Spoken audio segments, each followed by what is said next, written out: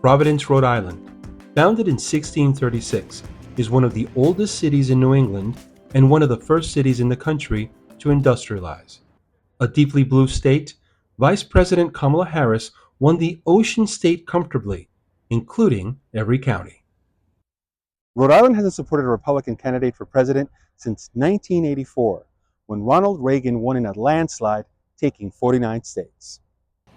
Similar to voters in other states, many residents of the state's capital went to the polls because of pocketbook issues. However, also at the top of the list of motivations were resources for families, children, including education. Especially being a teacher in Providence, I think thinking about immigration and my students and their families. Also thinking about women's rights, that was a big issue for me. And equality. I found it critical to vote because we need to uplift our voices. I believe all votes matter no matter where state you're from. But I voted on the principles of family, of loving thy neighbor. And I felt that, especially in a time where, all candidates can't get along over the last few elections, we got to vote. We got to vote. Rhode Island Republicans have praised the Trump administration's decision to dismantle the U.S. Department of Education. They say the move will empower states, communities, and parents to better customize education according to local needs. Members of Rhode Island's congressional delegation, along with the head of the National Education Association Rhode Island, are worried. They cite potential increases in class sizes, teacher layoffs, and reduced services for students. Shannon Gormley is also concerned. Nervous. My students actually come to me and say, Miss, are we still going to be able to have free lunch? So those are things that I think of. When I think of the Department of Education and what they do, I also think about our students who are in special education and how the Department of Ed really helps our students in terms of individual education plans, IEPs. A lot of this comes from the Department of Education. So for me, I guess the word would be nervous, worry. We visited with Rhode Island House Minority Leader Michael Chippendale, a Republican representing District 40, at his office in the State House. Chippendale acknowledged the concerns many people are having about Donald Trump's heavy-handed approach and the speed with which changes are being implemented. A tactic, he says, is necessary. He had to act quickly. He had to fulfill those promises. You have to give the people what they asked for first. So the simple low-hanging fruit, this is just pure pragmatic politics coming from the president. The low-hanging fruit was done immediately. I told you I was getting rid of DEI. I told you I was going to protect Title IX. Whatever the promises were, right away, let's do those. People feel like he lived up to what he said. Rightfully so, the American public has started to become disenchanted with politicians who promise things that they never do. So when he made such bold promises on the campaign trail and then immediately enacted so many of them, I think that weathered the people who are going to feel the pain from the economic policies enough to say, I'm going to be okay. I trust that he's going to do what he said he's going to do. Despite the loss, Donald Trump decreased his margin of defeat by 7% compared to 2020.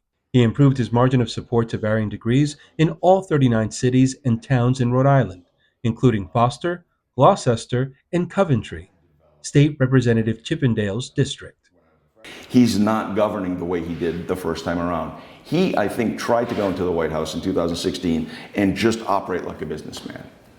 And it just didn't work.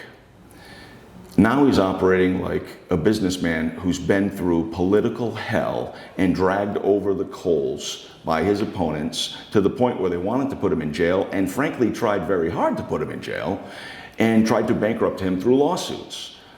And he still persevered. That's an endearing quality to a lot of people. People want to know that the person conning our ship has that kind of guts, that they're going to go to the mat for them. And I think that that's what we're seeing. Secretary of State Greg Amore, a Democrat, agreed with Chippendale's assessment of Trump's election success. However, he said some of the president's supporters are having regrets.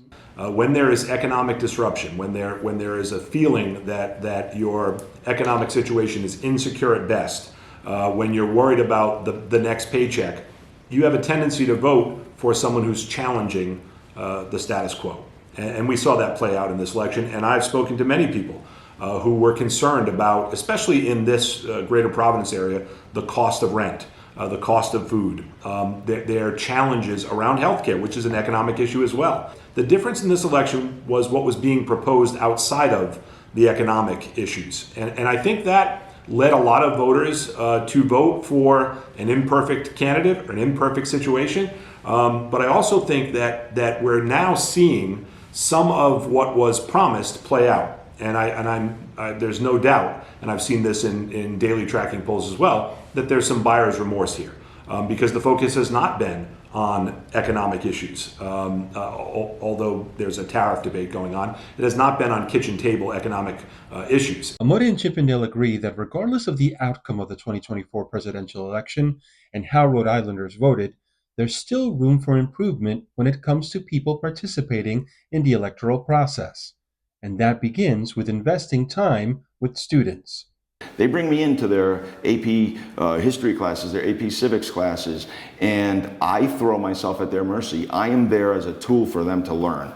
And I don't care what the topic is, I won't say no. I don't care what the lesson unit is, I am not going to say no. I will give you access to me. The Secretary of State here in Rhode Island, who is a Democrat and who is a friend of mine, served with me in the House chamber for 10 years, while his politics and my politics are completely divergent, he's a good man, a history teacher, and he absolutely loves engaging students in the civic process, in coming and understanding what do we do in this building. So we bring in 100 students from 54 high schools across the state.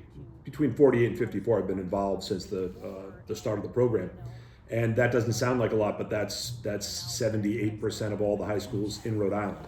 And we are represented by charter schools, private schools, parochial schools, public schools, urban, suburban. It is truly reflective of the Rhode Island population. And those students meet once a month, and they're given access to lawmakers, community leaders, and they're shown process. They engage in a civic action program, and some of the civic action program that our team leads them in is around how a bill becomes a law, how to advocate for that bill, how to show up and testify, how to write testimony and send it in, and engage with your legislators. Generation Citizen shares that vision. There are many challenges in our communities, our cities, our states, and our country. At Generation Citizen, we believe that young people have the power to drive change in your community and play a valuable role in leading us to a better tomorrow by learning, practicing, and taking real action today. Gormley was recognized by Secretary Amore in 2024 with the Rhode Island Civic Teacher of the Year Award. I got excited about civics because I started to work with Generation Citizen, and with Generation Citizen, my students actually get involved in their community. They get to choose what they think is wrong in the community or an issue that they see. And it can be within the school, it can be outside of the school. Education demystifies how government works to people who Nunes said would be more engaged if candidates spent more time connecting with communities at the personal level instead of just selling their party's political agendas. I don't think that people should be characterized by our two-party system. Whether you're red or you're blue, you're an American. In Providence, Rhode Island, I'm Uga Walda.